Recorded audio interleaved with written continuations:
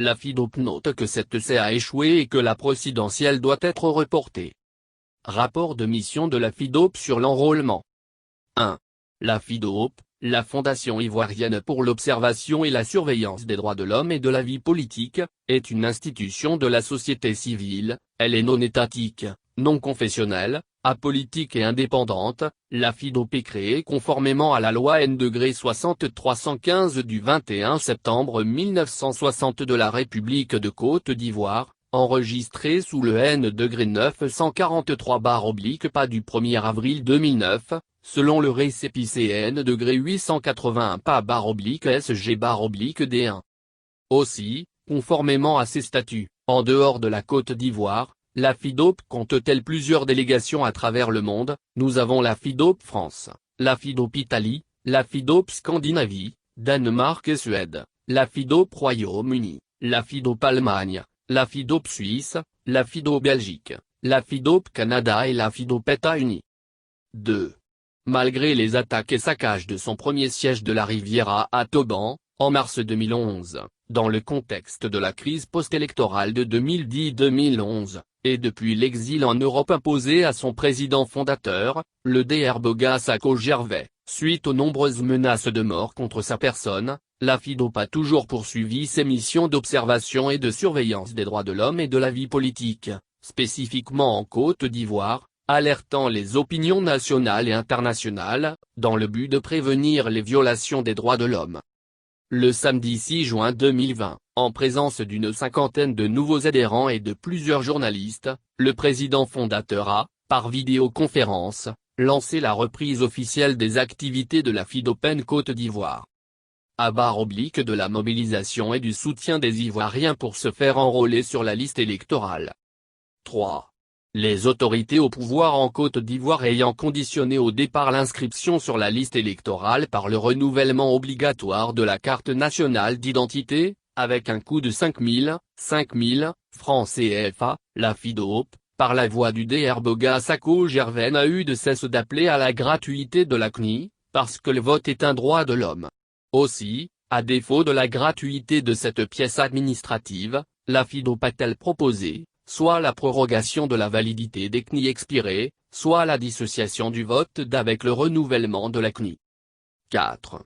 Ces multiples appels de la FIDOP étant demeurés sans suite, alors que le régime du RHDP offrait la gratuité de la CNI à leurs militants dans le nord du pays, aux frais de tous les contribuables ivoiriens, mais surtout, devant la nécessité démocratique de faire participer tous les Ivoiriens en droit de voter à l'élection présidentielle à venir, la FIDOP a donc initié le projet, cagnotte pour l'achat de timbres aux Ivoiriens démunis.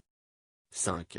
Cette opération a été officiellement lancée le 25 mai 2020 et a été clôturée le 30 juin 2020.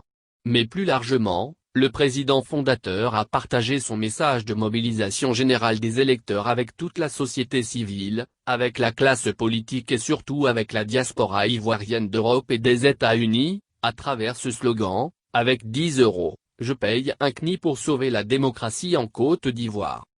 6. Au terme du projet, la FIDOP et son président se réjouissent du succès qu'a connu le projet de la cagnotte destinée à l'enrôlement. La FIDOP en remercie infiniment toutes celles et tous qui ont contribué à la cagnotte, ils ont agi en vrais patriotes. De même, la FIDOP félicite tous les leaders des partis politiques, de la société civile et les cyberactivistes ayant mobilisé et aidé matériellement ou financièrement les Ivoiriens à se faire enrôler. 7. Grâce aux dons des Ivoiriens, notamment de la diaspora, et avec l'implication exceptionnelle des délégations de la FIDOP, de France, de l'Italie, de la Scandinavie, du Royaume-Uni, de l'Allemagne, de la Suisse, de la Belgique, du Canada, des États-Unis et de la Côte d'Ivoire, la FIDOP a pu récolter la somme de 3 800 €, 3 800 €, soit environ 2 500 000 CFA, 2 500 000 F.CFA. 8. Sur le terrain en Côte d'Ivoire, la FIDOP a été sollicitée de partout.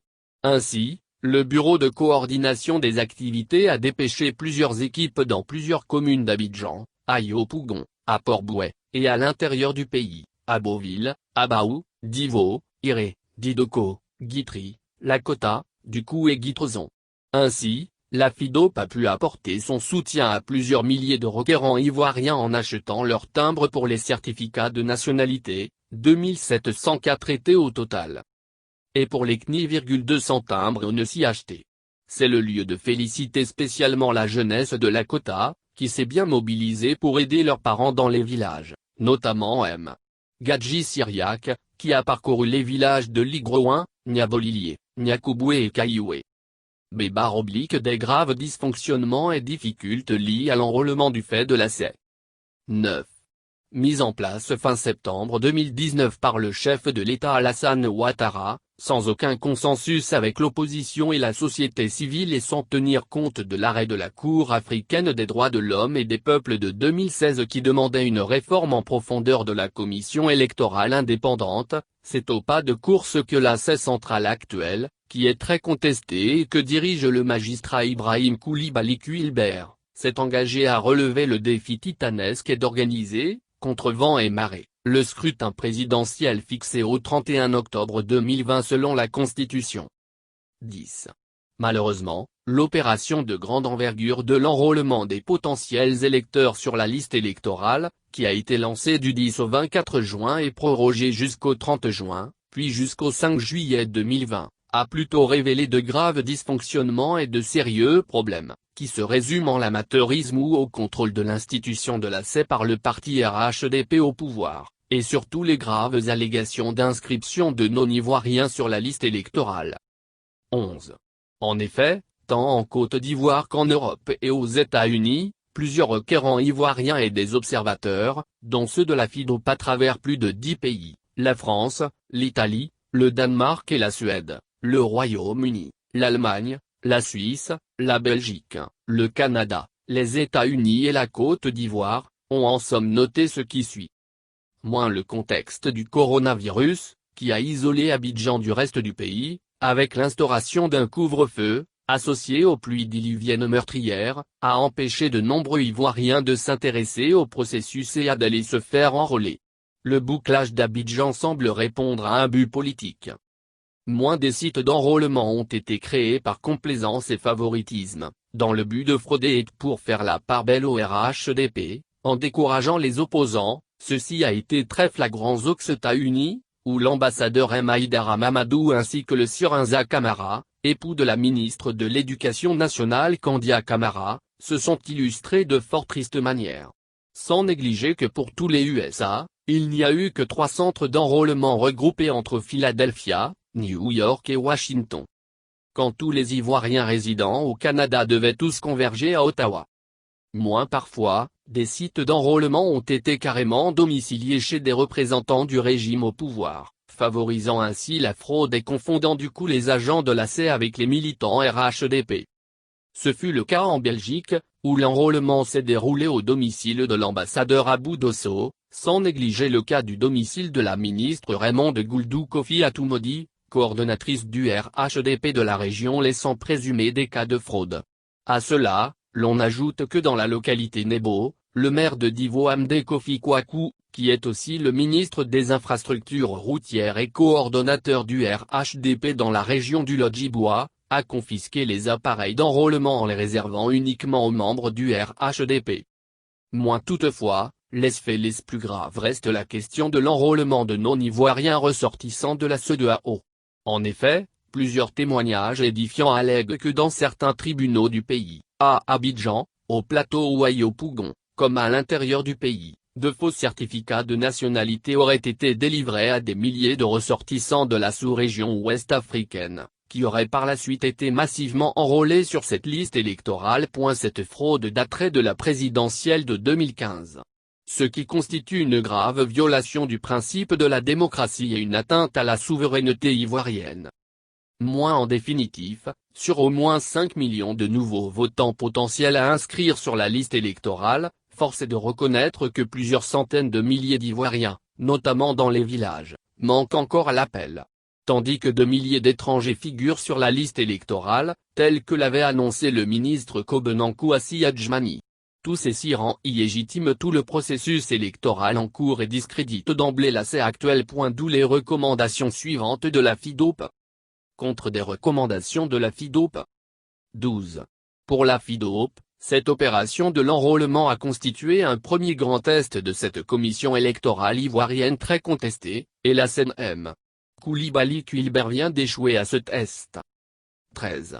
Car le plus important, qui devrait garantir la crédibilité et la légitimité du scrutin, est que la CEI, l'organe en charge de l'élection, parvienne à agir en toute indépendance, en se démarquant totalement des partis politiques, notamment du parti au pouvoir. Ce qui est loin d'être le cas avec la CEI actuelle. 14. C'est la raison pour laquelle, avant que le pire ne se reproduise au soir du 31 octobre prochain, comme lors de l'élection de 2010, avec une contestation des résultats du scrutin présidentiel, la FIDOP demande la dissolution de cette CEI. Pour la FIDOP, la CEI devrait être dirigée par une personnalité issue de la société civile, avec des membres de la société civile ayant voix délibérative, et des représentants des formations politiques ou des candidats légaux, ayant le statut d'observateur. 15. Aussi, toujours fidèle à sa mission d'alerter et de prévenir les violations des droits de l'homme, et protéger la vie de toutes les populations ivoiriennes et étrangères vivant ici, la FIDOP préconise en conséquence, le report de l'élection présidentielle du 31 octobre 2020 au dimanche 31 octobre 2021. 16. Ce qui permettra à toutes les parties en présence de s'accorder préalablement sur la CEI, ses pouvoirs et sa composition, de s'entendre sur le code électoral, et surtout de faire un toilettage complet de la liste électorale afin d'en extraire tous les non-ivoiriens. De même, ce temps de préparation de la présidentielle sera mis à profit pour créer un climat de réconciliation nationale et de paix en Côte d'Ivoire, favorisé par le retour au pays du président Laurent Gbagbo, du ministre Charles Blegoud, M. Guillaume Soro, ainsi que de tous les exilés et des réfugiés. 17. Au cas où le pouvoir d'Abidjan refusait d'entendre raison pour reporter l'élection présidentielle, la FIDOP se donnera le droit de mettre toute la classe politique ivoirienne et surtout les candidats déclarés à cette élection à haut risque et face à leurs responsabilités.